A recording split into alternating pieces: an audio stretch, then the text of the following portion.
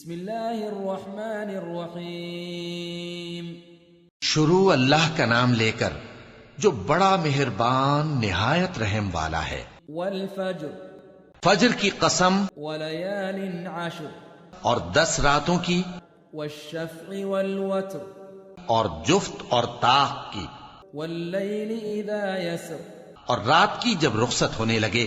هل فی ذلك قسم لذی حجر اور بے شک یہ چیزیں عقل مندوں کے نزدیک قسم کھانے کے لائق ہیں، اس بات پر کہ کافروں کو ضرور عذاب ہوگا۔ الم تر کیف فعل ربک بعاد کیا تم نے نہیں دیکھا کہ تمہارے پروردگار نے قوم عاد کے ساتھ کیا کیا؟ ارم ذات العماد جو ارم کہلاتے تھے، دراز قد مانند ستونوں کے، التي لم يخلق مثلها في البلاد کہ تمام ملک میں ایسے پیدا نہیں ہوئے تھے۔ وثمود الذين جابوا الصخر بالواد اور سمود کے ساتھ کیا کیا جو وادی قرا میں چٹانیں تراشتے تھے۔ وفرعون ذي الاوتاد اور فرعون کے ساتھ کیا کیا جو خیمے اور میخیں رکھتا تھا۔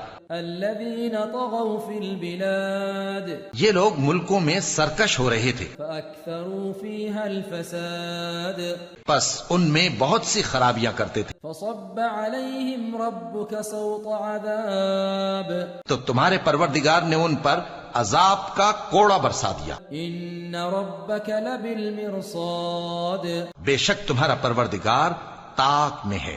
فأما الإنسان إذا ما ابتلاه ربه فأكرمه ونعمه فيقول ربي أكرمن مگر انسان عجیب مخلوق ہے کہ جب اس کا پروردگار اس کو آزماتا ہے کہ اسے عزت دیتا اور نعمت بخشتا ہے تو کہتا ہے کہ میرے پروردگار نے مجھے عزت بخشی۔ وأما إذا ما ابتلاه فقدر عليه رزقه فيقول ربي أهانن اور جب دوسری طرح آزماتا ہے کہ اس پر روزی تنگ کر دیتا ہے تو کہتا ہے کہ میرے پروردگار نے مجھے ذلیل کیا۔ كلا بل لا تكرمون اليتيم یوں نہیں بلکہ تم لوگ یتیم کی خاطر نہیں کرتے، ولا تحاضون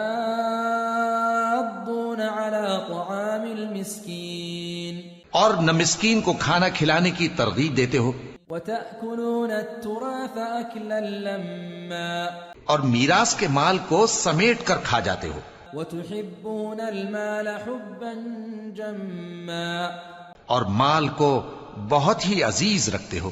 كلا إذا دكت الأرض دكا دكا یوں نہیں جب زمین کوٹ کوٹ کر برابر کر دی جائے گی، وجاء ربك والملك صفا صفا اور تمہارا پروردگار جلوہ فرما ہوگا اور فرشتے قطار در قطار آ جائیں گے۔ وجيء يومئذ بجهنم يومئذ يتذكر الإنسان وأنى له الذكرى اور دوزخ اس دن سامنے لائی جائے گی تو انسان اس دن سوچے گا، مگر اب سوچنے سے اسے فائدہ کہاں مل سکے گا۔ يقول يا ليتني قدمت لحياتي کہے گا کاش میں نے اپنی اس زندگی کے لیے کچھ آگے بھیجا ہوتا، فيومئذ لا يعذب عذابه أحد تو اس دن نہ کوئی اللہ کے عذاب کی طرح کا عذاب دے گا ولا يوثق وثاقه